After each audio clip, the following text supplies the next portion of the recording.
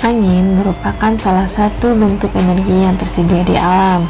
Pembangkit listrik tenaga angin mengkonversikan energi angin menjadi energi listrik dengan menggunakan turbin atau kincir angin.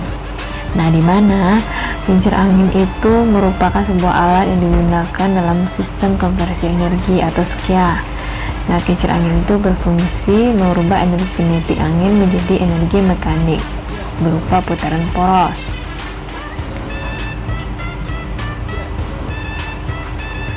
Nah, selanjutnya pemanfaatan energi angin di Indonesia.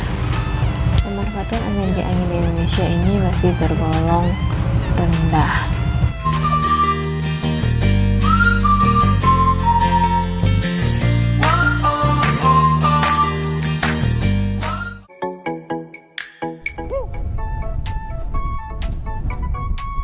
Pembangkit listrik tenaga angin atau sering juga disebut dengan pembangkit listrik tenaga bayu atau PLTB adalah salah satu pembangkit listrik energi terbarukan yang ramah lingkungan.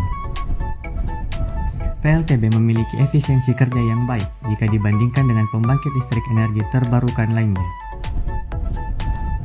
Cara kerja dari pembangkit listrik tenaga angin ini bekerja berkebalikan dengan kipas angin, bukan menggunakan listrik untuk menghasilkan listrik, namun menggunakan angin untuk menghasilkan listrik. Kemudian angin akan memutar sudut-sudut turbin, lalu diteruskan untuk memutar rotor pada generator, letaknya di bagian belakang turbin angin. Generator mengubah energi putar rotor menjadi energi listrik dengan prinsip hukum Faraday, yaitu bila terdapat penghantar di dalam suatu medan magnet, maka kedua ujung penghantar tersebut akan dihasilkan beda potensial.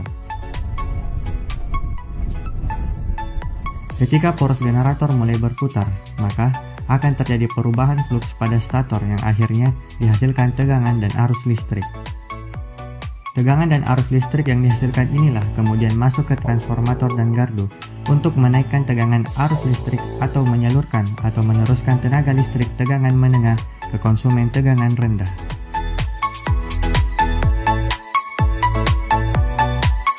Oke, selanjutnya pergerakan kincir angin.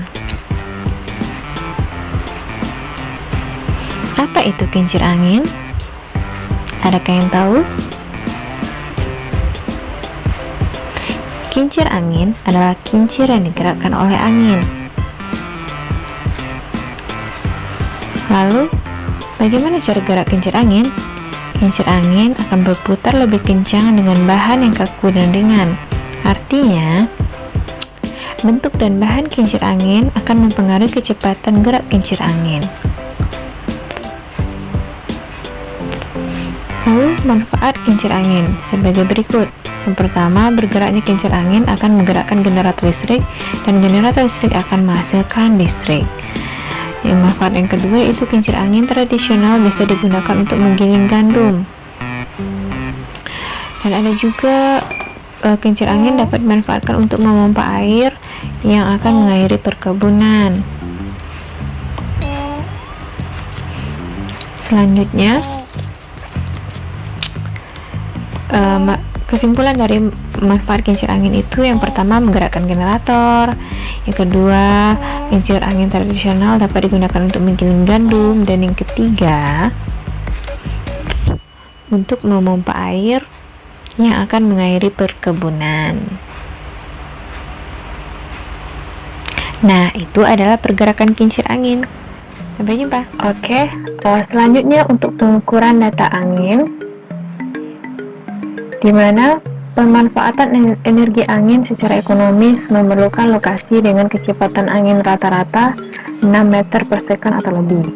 Nah, kecepatan angin di bawah rata-rata 6 meter per second ini otomatis belum bisa kita manfaatkan sebagai pembangkit listrik tenaga angin.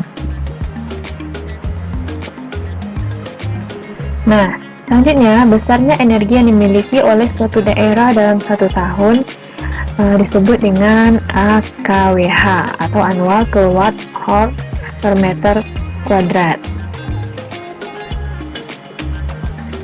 Adapun tujuan pengukurannya yaitu yang pertama, memperoleh data potensi energi angin di lokasi. Yang kedua, identifikasi lokasi. Yang ketiga, penentuan kelas pemanfaatan berdasarkan potensi yang tersedia. Yang keempat, penetapan tempat pemasangan turbin angin. Nah, selanjutnya ada parameter data angin.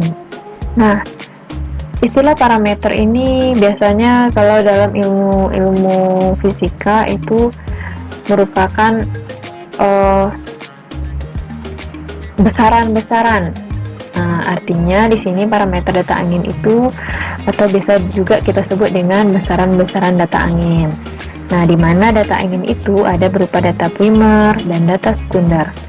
Nah, untuk data primer itu sendiri ada yang disebut dengan kecepatan dan arah angin. Sedangkan data sekunder itu terdiri dari daya, energi, dan informasi statistik lainnya. Nah, data dan informasi yang diperlukan untuk pemanfaatan energi angin itu diantaranya yaitu yang pertama kecepatan angin di lokasi, yang kedua arah angin, yang ketiga distribusi kecepatan angin, yang keempat distribusi arah angin, dan yang kelima kondisi low atau angin rendah. Selanjutnya pola angin harian, bulanan, dan tahunan. Dan yang terakhir, daya angin spesifik, WPD, dan energi dalam tahunannya. Nah, ini data-data informasi yang diperlukan untuk pemanfaatan energi angin nantinya.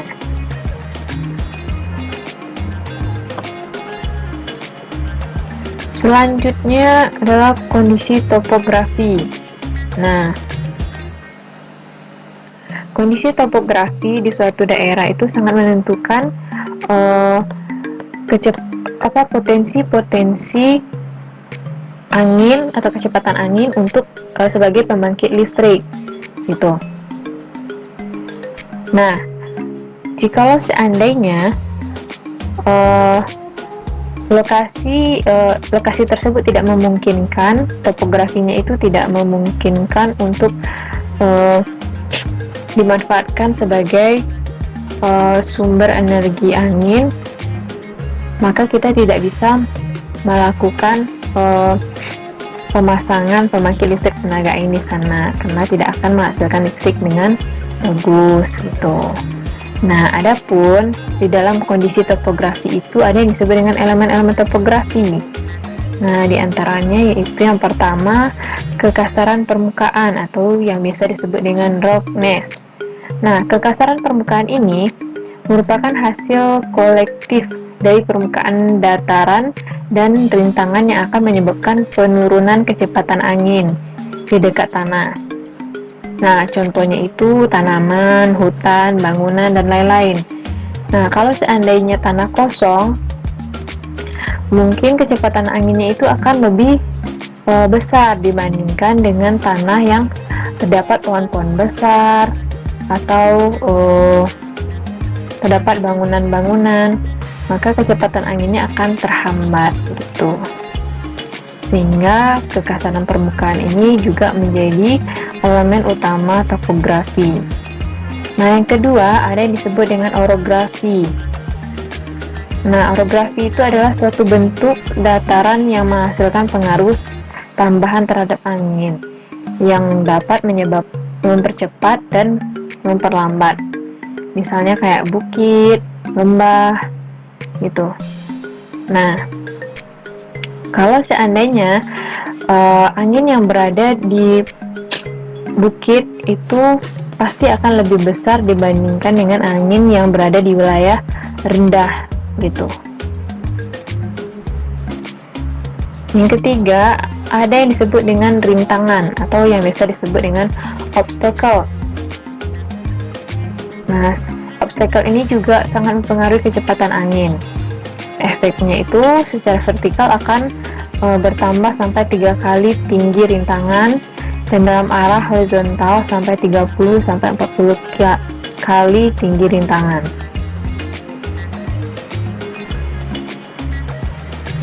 Selanjutnya, metode pengukuran kita itu ada beberapa metode pengukuran. Di sini yaitu yang pertama secara tidak langsung. Nah, bagaimana caranya pengukuran tidak langsung itu meliputi seperti pengamatan fenomena alam di lokasi,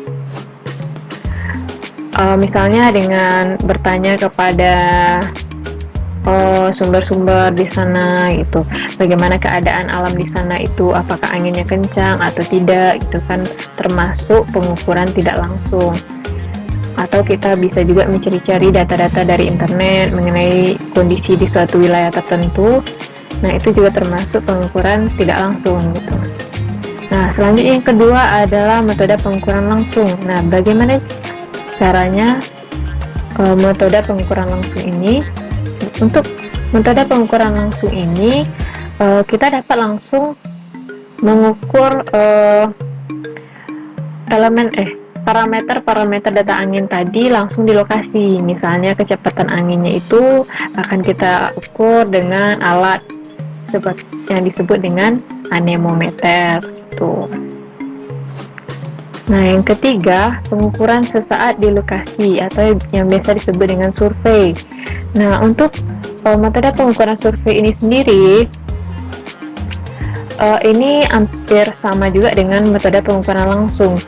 Hanya saja dia itu membandingkan kecepatan rata-ratanya gitu, atau hasil pengukuran rata-ratanya dari beberapa kali pengukuran. Nah, yang terakhir adalah metode pengukuran ekstrapolasi. Nah, metode ini dilakukan dengan membandingkan hasil pengukuran standarnya untuk menaksir kecepatan angin pada suatu ketinggian gitu. Nah, demikian untuk informasi pengukuran dan juga fungsi, tujuan pengukuran dan metodenya tadi. Oke, terima kasih.